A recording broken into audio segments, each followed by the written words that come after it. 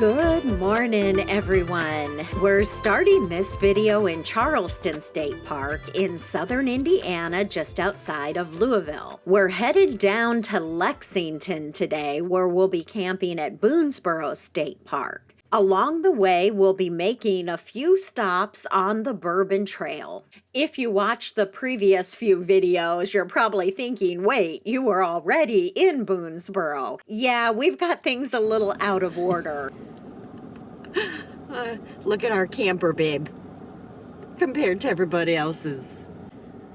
Yeah, but just think where ours can go, but theirs can't. That's true.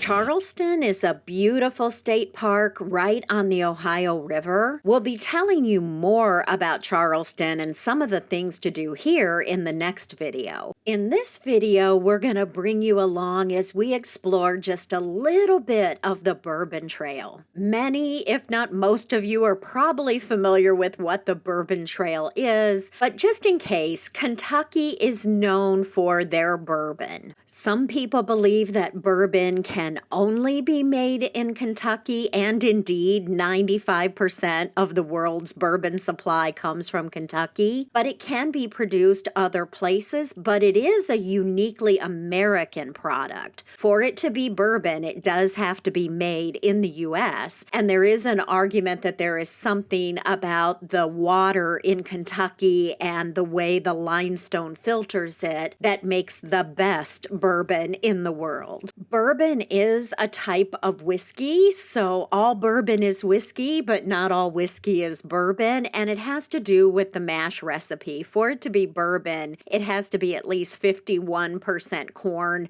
There are some other requirements as well, but I won't get into those. Anybody who wants to share any of their thoughts about bourbon versus whiskey or your knowledge or experience, please feel free to leave some comments. Tim is a huge fan of bourbon, but we're not experts by any means. We just enjoy trying new things. So we'll share with you 3 very unique distilleries, each with their own kind of distinctive flair.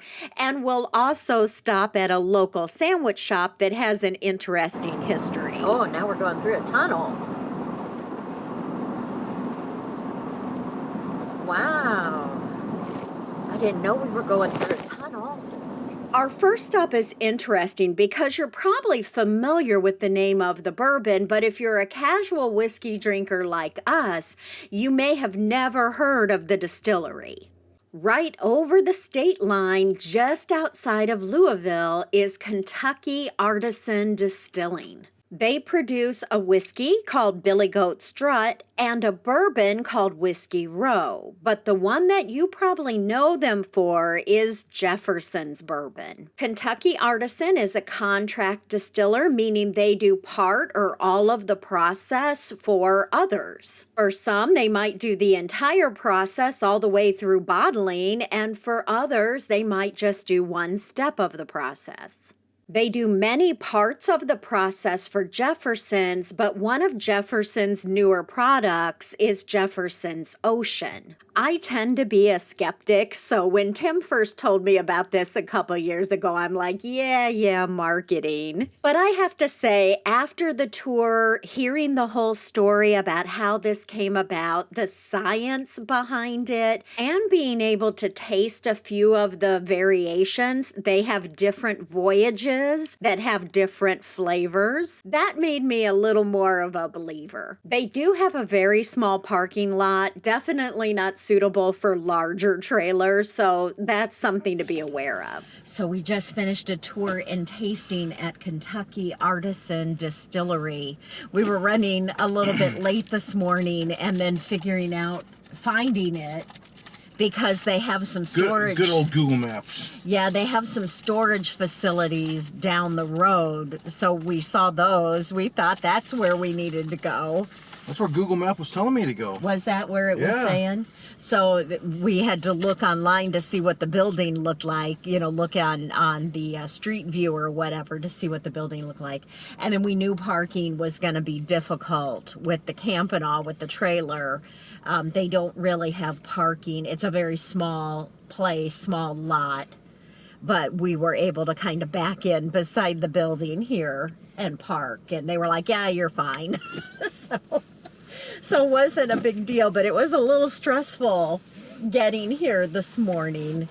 The time difference messes with us because it doesn't get light until like 8 o'clock in the morning here because of the time zone difference. But that was pretty good. So Tim is a fan of Jefferson's bourbon, especially Jefferson's Ocean. And so Kentucky Artisan Distillers is who actually bottles that for them. Distills it, produces it. They are a contract distiller. Yeah. And so we had never even realized that was the thing. So it was very educational, very informative. Mm-hmm. And then they do have their own brand, Whiskey Row. And what was the other one? Do you remember? We looked at there. There's another one too that is their own brand. So Tim got a bottle of the Whiskey Row because you really can't get that anywhere other than in the local area here. We definitely haven't seen it at home. Yeah. I think so. And it was very different tasting than Jefferson's Ocean. It was a 4 grain. Yeah, very earthy kind of flavor. So that was good. We enjoyed it. Okay. On to the next one. Off to the next place. Our next stop was about an hour down the road, right about halfway between Louisville and Lexington, just outside the town of Frankfort. Whiskey Thief is a small batch craft distilling company, what's known as farm to bottle, and it's tucked back in behind this residential area. It's a part of Three Boys Farm. Whiskey Thief Distilling Company. Oh, and they've got like a circle drive, looks like. So that's good. That's good for us. If we need to, we can just pull over to the side. Follow road to Stillhouse. Tours and tastings. Whiskey Thief Distilling. Follow road to Stillhouse. This front building is a gift shop. We were pretty confused pulling in because you can't actually see the still house from up here. You just have to follow the signs. Trust they're going to lead you there. This is just like tours and tastings if you've scheduled. But it said walk-ins, welcome. We had scheduled our tour and tasting at Kentucky Artisan the day before. We had not scheduled a tour or tasting here, but they do take walk-ins. Oh, I see a bunch of cars down there. Okay, that makes me feel better. We can go this way. Kentucky Thief turned out to be our favorite of the 3 we visited. They are Kentucky's first and only thieve your own experience, which we'll explain in a minute. I'll go back up, it's okay. There we go. No, heckin' back. No, can't go that way. As you can see, it's quite a ways back here. We're almost there, though. Quite a scenic drive. And that was one of it's like 130-something acre farm. And like that they grow their own grain and everything is locally sourced and all that kind of stuff.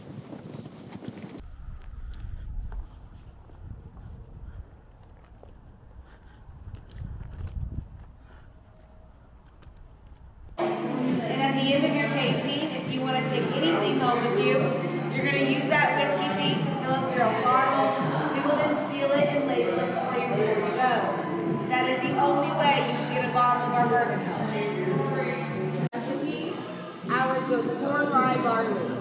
So if you haven't already, pull your bourbon balls out of your tasting glass. And everything is coming straight out of the barrel. So it is uncut, barrel strength, barrel proof. It's also going to be unfiltered. So you might see some char sediment in your glass. I can call yours already. What was I supposed to do with it?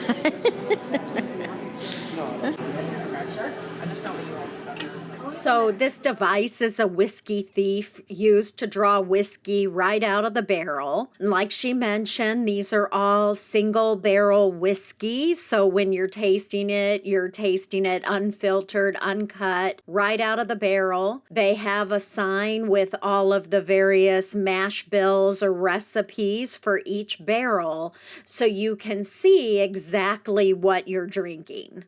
This is really cool. You may notice that 2 and 4 are the exact same recipe and years of aging, but the alcohol content is different, and they tasted quite a bit different just due to the barrels that they're in and the aging process. Are you done?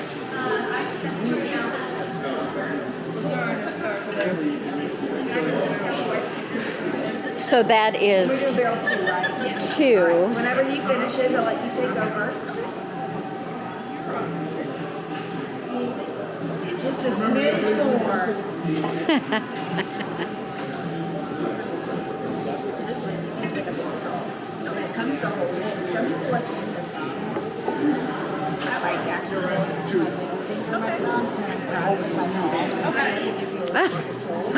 Then I bring my bottle down to that. Right? Yes. Yep. And you do a barrel As soon as you're done filling, they cork and label the bottle right there in front of you. There are a few different size bottles you can choose from. Tim ended up getting a bottle from barrel number 2 and from barrel number 5, which was a rye whiskey. So now you're doing the rye. Yes. This one is 118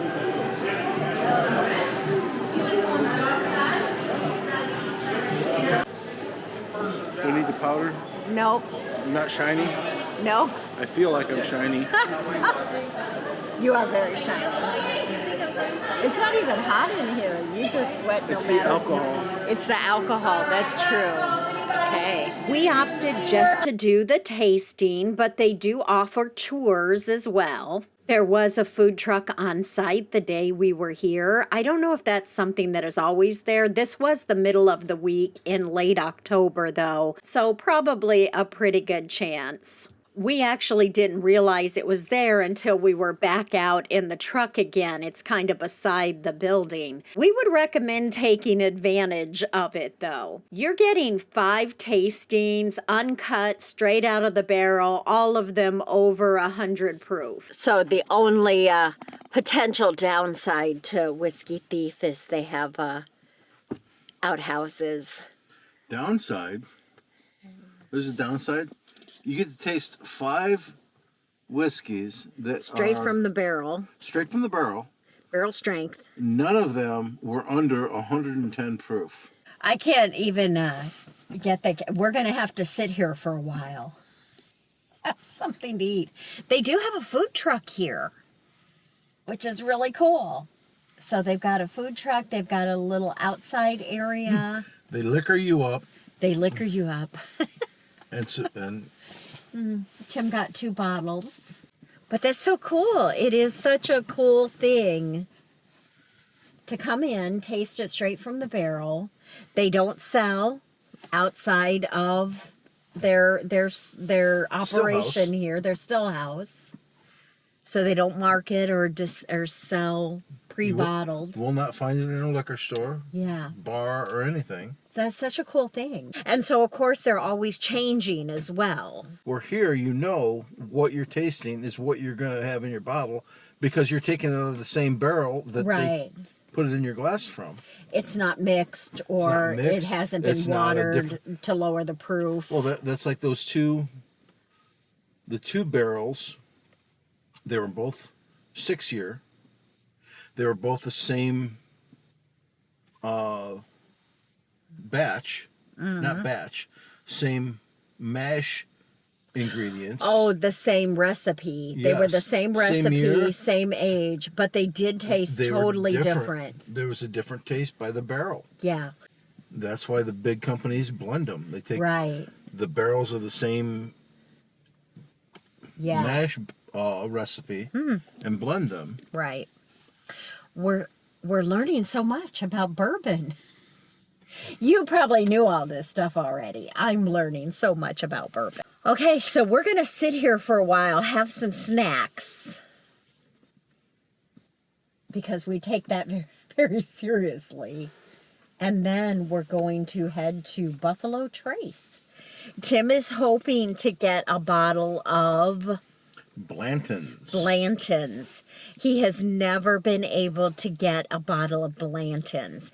It is really hard to find in the store in our area. I don't know if we've ever seen it in the store in our area. It's been a while since I looked. I think I looked after the last time we were down. We could order it online from a distributor, but he's hoping to be able to get a bottle of Blanton's. So who knows what the specialty of Blanton's is? Leave a note in the comments. What do you mean by the specialty? What is unique about the Blanton's? Oh, what is unique about Blanton's? Who knows what's unique about Blanton's? Okay. Buffalo Trace is only about 20 minutes down the road from Whiskey Thief in the town of Frankfort. That's beautiful. The sheer rocks and the trees. Headed downhill here. So we're going to turn in 1 mile. We'll turn left. Buffalo Trace is one of the biggest and most well-known distilleries in Kentucky.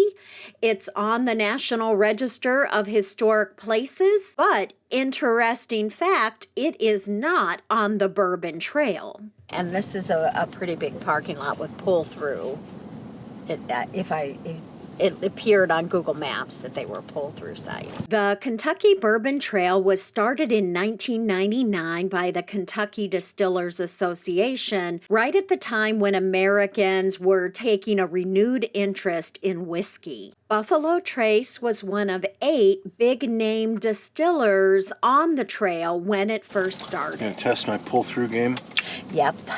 That's not I'm not sure what you're smirking at. What is the pull-through game? Are you talking about a pull-out game, or what are we talking about here? I'm talking about my pull-through game. But you were smirking at me, so I'm not sure what I can't just look at you? Not with that look. And think of how lucky I am to have you as my wife? Aw, you're so sweet. You to put up with me? Put up with your malarkey. What do we got here? We stop? I don't think so. Great. Good. How about yourself? Doing good. You staying warm? Oh yeah, totally. I got a heater in here. You can park anywhere you'd like, and then just go to the building with the buffalo on the side, and they'll get you checked in. All right. Thank you very much. Thank you. So I said, go to the building with the buffalo. But that isn't where, like, the visitor center was up over there. Do what Nathan said, hon. I know. We will do what Nathan said, but I'm just saying. We had been here about 5 years ago, and it was quite a bit different then. The parking has changed, and the visitor center is in a different location. So back to the story, Buffalo Trace claims to be the oldest continuously operating distillery in the U.S. So over the years, it's gone by many names. In 1992, it was bought by the Sazerac Company, who named it Buffalo Trace. In 2009, Sazerac filed papers to copyright and trademark the phrase Buffalo Trace on the Bourbon Trail. The Kentucky Distillers Association, though, claimed that they had exclusive rights to the phrase Bourbon Trail. And so a battle ensued. You smell like the grain smell. Mm-hmm. Yeah. I remember that. You remember it? Sazerac ceased its relationship with the Kentucky Distillers Association. A confidential agreement was reached in 2011, and as a result, you will not see any mention of Buffalo Trace in any of the official Kentucky Bourbon Trail materials. So one of the biggest distilleries in Kentucky is not part of the official Kentucky Bourbon Trail. We had taken the tour last time we were here, so this time we just did a tasting and then headed down to the store to look for Blanton's.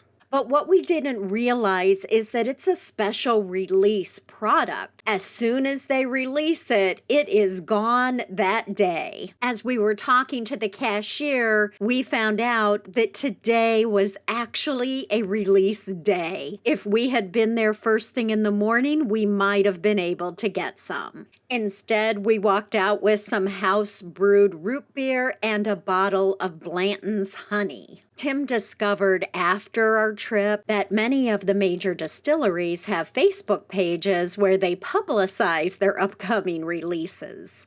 Leaving Buffalo Trace, we hit the back roads so we could enjoy the beautiful horse farms and estates along the way. We decided to make a stop at Wallace Station, which is a sandwich shop we had heard about. Wallace Station.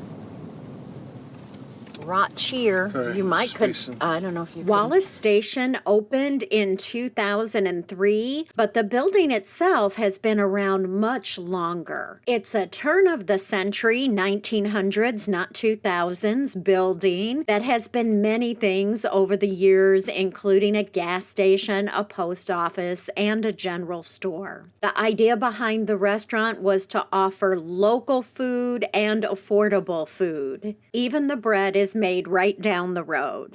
Their biggest claim to fame, though, may be a burger that Guy Fieri listed It's a as little one of chilly his out top here. A five. little bit. So I got the hot sandwich. I did too. Yeah, we both got hot sandwiches. What kind of sandwich did you get? Cubano. Cubano, and I got the inside out hot brown. And a L8 orange cream. Okay. For you. Sure. Open that up for me, babe.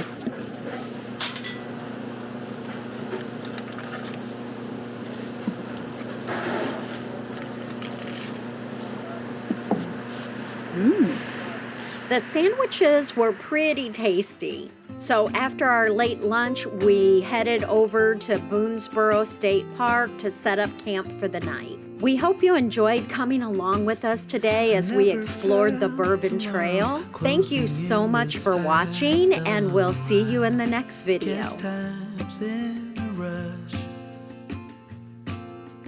leaves are falling down.